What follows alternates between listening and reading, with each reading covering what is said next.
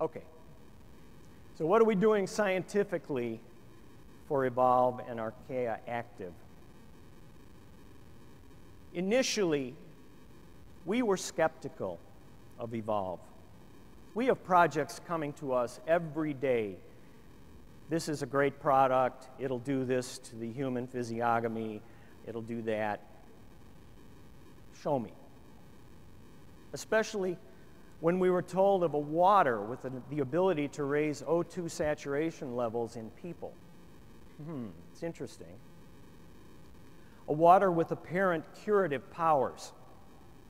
A technology with antioxidant powers. There were many, many testimonials and stories that sounded amazing.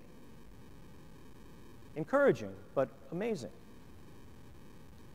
The Evolv organization wanted solid science to back this up. When Trey said that they were investing everything in establishing a solid platform, that's exactly what we were told.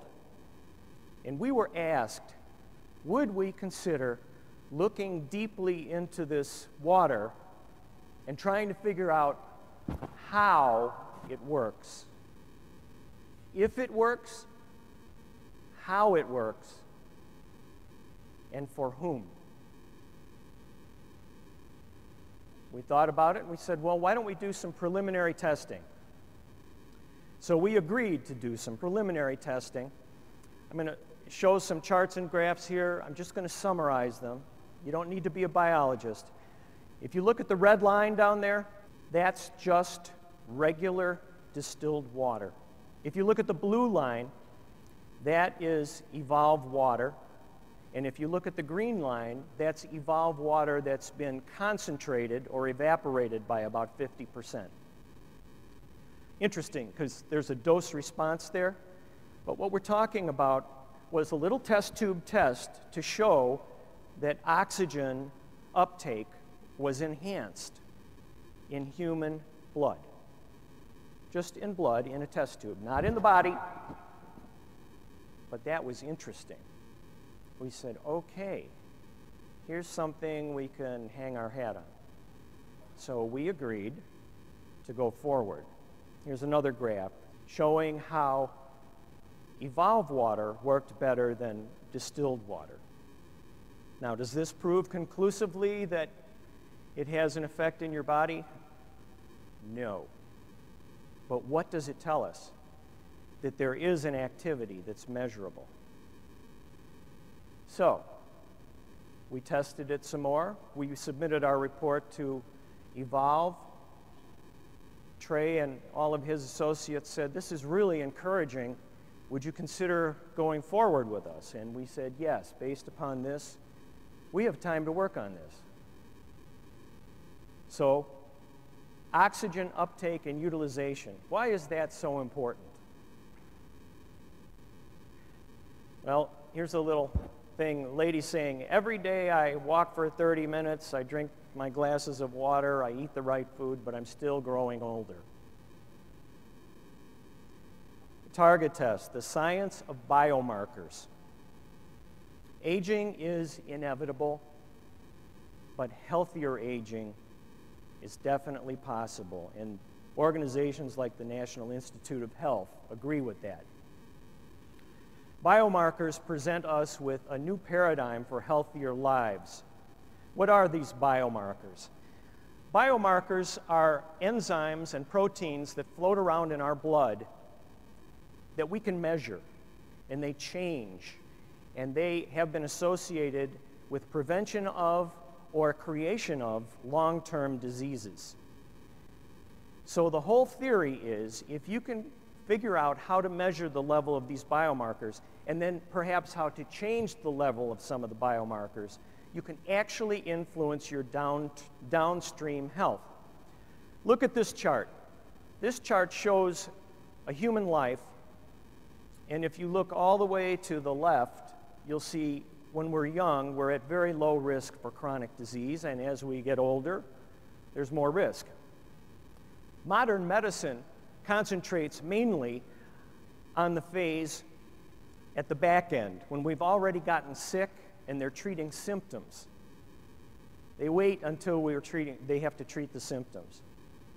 But there's a time when we're younger when our biomarkers are already starting to go toward abnormal levels. And if we could intervene there, we could slow down the progression of aging. For example, with glucose, you'll see all these values.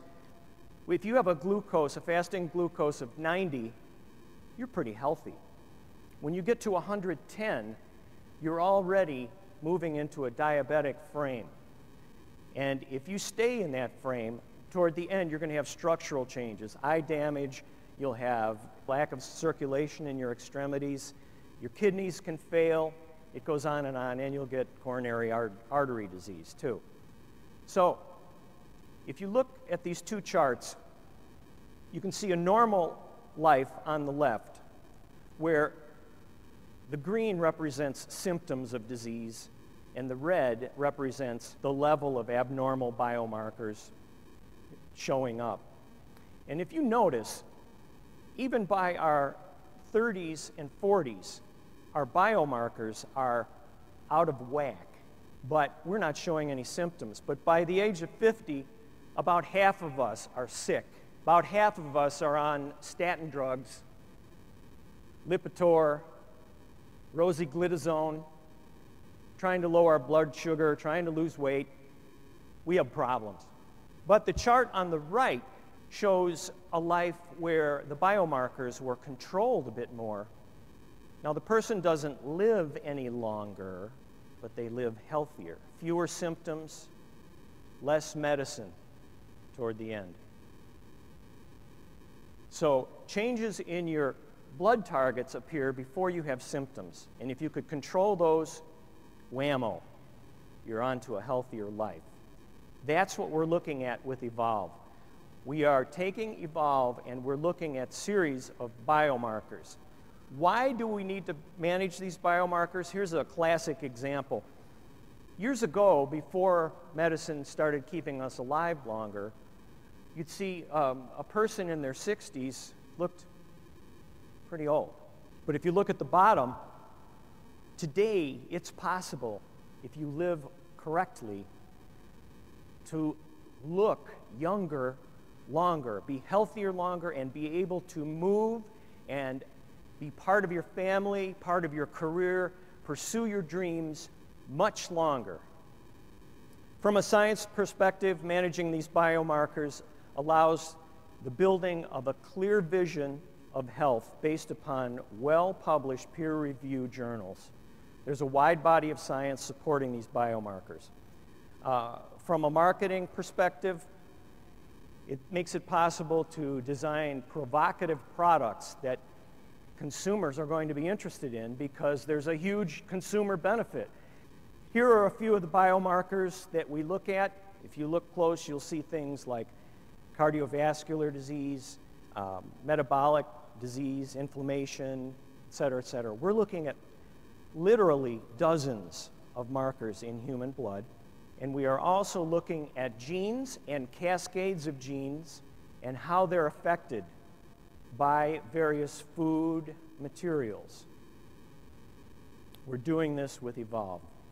So with our research and discovery program, we would, for example, take Evolv water and we would do an in vitro test. We'd put it in the test tube, and then we'd run this whole panel of different analyses using microchips, cascades of genes, chemical analyses. We'd measure it for antioxidants. I mean, we're looking at this 12 ways to Tuesday. When we see activity, that gives us a clue because we're testing it in human blood outside of the body. Now stay with me. I know this is dense, but it's worth it. When we get the clues, then we'll take it to people and do clinical studies because we already know how to measure and what to look for by what we saw in the ex vivo testing. This is cutting-edge science.